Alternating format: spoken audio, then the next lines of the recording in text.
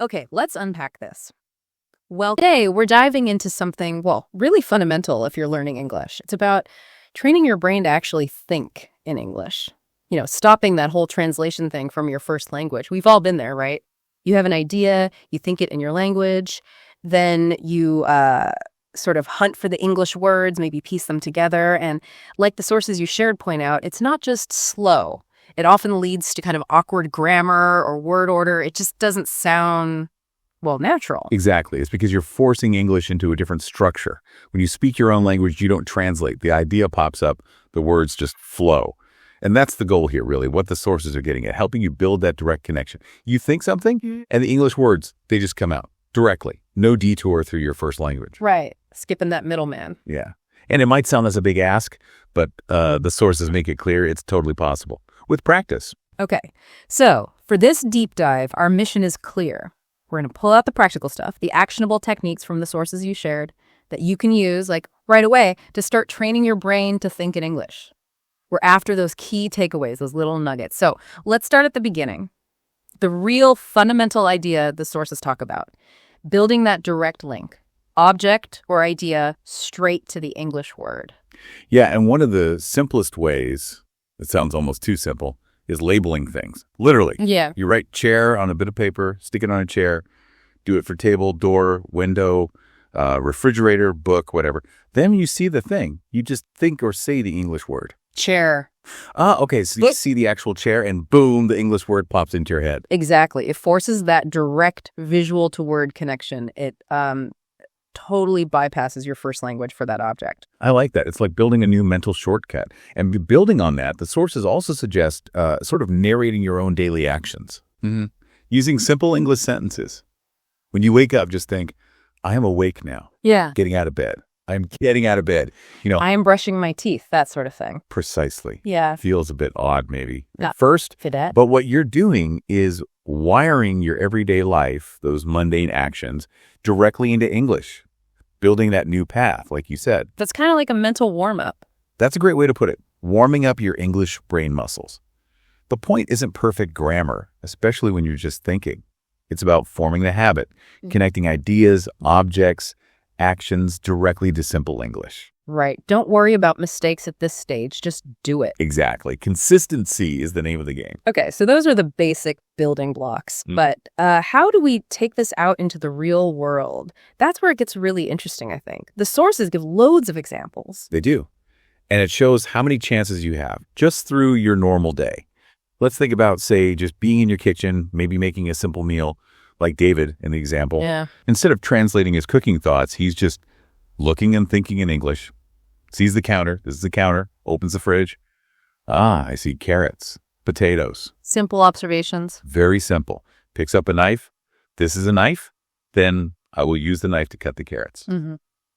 While he's doing it, I am cutting the carrot, putting them in the pot, adding water. Just narrating the action directly. Yeah. The pot is on the stove now. The water will get hot. Finding spices.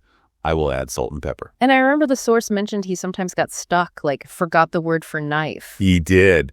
But the key thing is he didn't just switch back to his first language. He tried to describe it simply, the thing for cutting food. Right. He stayed in English even if it wasn't perfect. That persistence seems crucial. Absolutely. It shows that even simple thoughts are possible without translation, and that itself is motivating. And this applies to other things too, right? Like cleaning. Oh, definitely. Same principle. I'm cleaning the window. Need to clean the floor.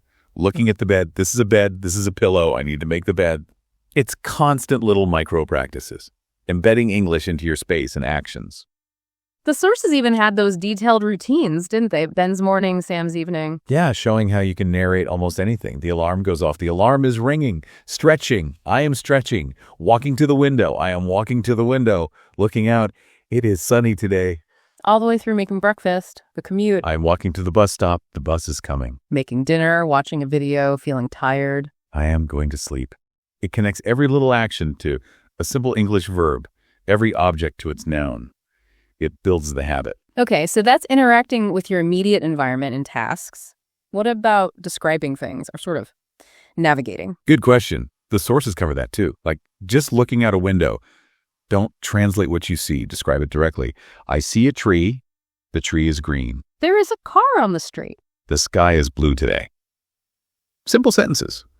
Or use a photo, maybe a park scene. I see people in the park. They are walking. There are trees, It trains your brain to process what you're seeing directly into English. Exactly. And you can build on it. Don't just say, this is a chair. Add details. This is a brown chair. It is comfortable. It is made of wood. So layering in simple adjectives and descriptions. Yeah, it makes that internal monologue a bit richer, but still directly in English. Okay, this makes sense. What about when you need to, interact with people or explain something? Right. This is where it becomes super practical. Think about ordering food. You're at the Cozy Corner Cafe from the example. Look at the menu. Don't translate, I want coffee and a cheese sandwich. Just think the English items. Coffee, cheese sandwich. Yeah. Then when the server asks, ready to order, you pull up those English thoughts directly. I would like a coffee, please. And I would like a cheese sandwich. Much smoother. No mental translation delay. Exactly. Same for fast food. Yeah. Identify the burger, meal, the drink. Use simple phrases. I would like. Can I get? Makes sense. And what about explaining a problem? That's often tricky. Very tricky if you're translating. The sources say, keep it simple. Focus on the main issue in basic English. Remember Maria calling support. My internet is not working. Right. Direct and clear. It started this morning. Yeah, Light is off. Simple facts. No need for complex explanations. Same with the broken toaster example, right? Yeah. I bought a toaster. It is not working. When I put the bread in, it does not go down. Describe the function that's failed. Or the toy car. The toy is broken. The wheel is off. Simple. It's often much more effective than a perfectly translated but complex sentence nobody understands. That's a really good point. Simple, direct communication often wins. And it works for simpler social stuff, too. Talking to a neighbor, Mrs. Rodriguez in the example. David thinks simple greetings directly. Good morning. Comments on the flowers. Your flowers look very beautiful. Learns the word roses. And asks a simple question, formed right there in English. Do you have plans for the weekend? It's about using the English, to express the social idea directly. Exactly. Giving instructions works the same way. To yourself or others. Think about making tea. First, boil water. Put tea in a cup. Pour hot water. Or telling someone, please clean your room, put your toys away, direct commands or requests. Even, surprisingly, simple math. The sources mention practicing 2 + 2 = 4, 10, 5 is 5. Mr. Chen helping Lily with homework. Asking 5 + 3, getting 8. It integrates English into thinking about numbers too. Wow, okay, so you can really weave this into almost any part of your day, even things that feel more personal. Absolutely. Thinking about feelings, for instance. Don't just feel happy. Think, I am happy today, then add why directly in English.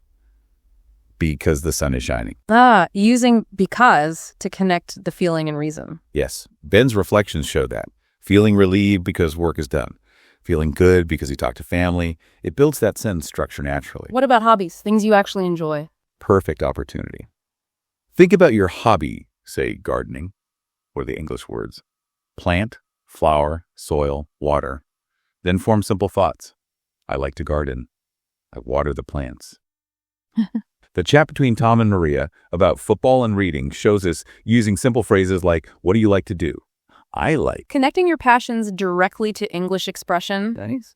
And planning for the future or thinking about the past. Same idea. Think about simple plans. I want to learn to cook. I want to visit.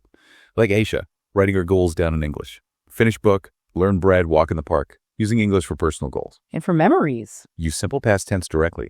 Yesterday, I visited my family. We ate dinner. Remembering the market visit. Last Saturday, I went. We saw many people. We bought vegetables. It was a nice morning. You're connecting the memories straight to the English past tense. Exactly. It makes it stick. Even writing simple things helps. A shopping list. Milk, eggs, bread.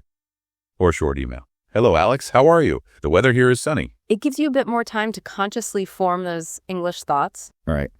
And finally, simple opinions. My favorite food is pizza. I like pizza because it is tasty. Again, that because helps connect the preference and the reason directly. Okay, so there are tons of ways to practice this internal monologue, this direct thinking. Yes, and the sources also mention some specific techniques to reinforce it.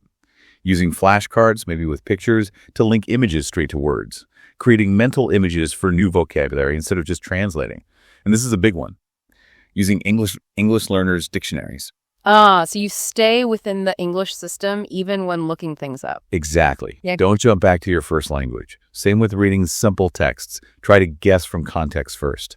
Listen to simple audio. Process it directly. Write regularly, even just notes. It all comes back to that core idea, doesn't it? Building that direct connection, thought, object, action, feeling straight to English. Cut out the middle step. That's the fundamental message from all the sources. Bypass translation. And the other key message is consistency. Don't try to do everything at once. Yeah, that seems overwhelming. Totally.